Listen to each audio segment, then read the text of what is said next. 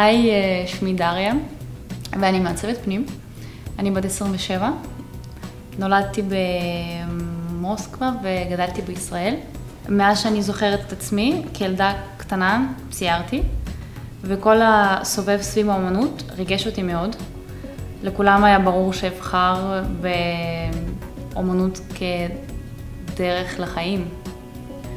שמעתי על הרבה בתי ספר לעיצוב, ויצא לי להיפגש עם רז עובדיה בתל אביב, שהוא סיים את הלימודים שלו כאן במילאנו.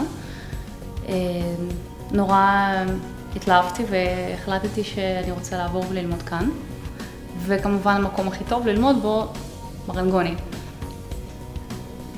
כאן מצאתי את המורים ומרצים הכי טובים והכי מוכרים בתחום, שהצליחו להוציא ממני את המיטב.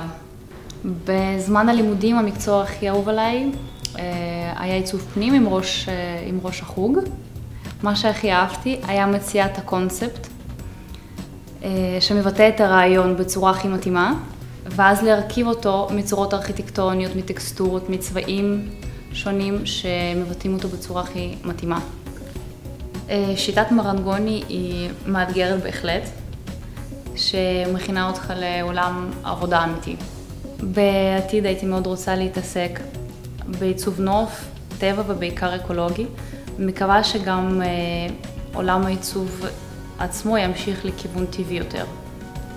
הזיכרונות הכי טובים שלי מהלימודים זאת הכיתה המדהימה שלי והמורים סופר מקצועיים, שהם עזרו לי נורא ונתנו לי את כל הכלים בשביל לצאת לדרך ולעצב את העתיד שלי.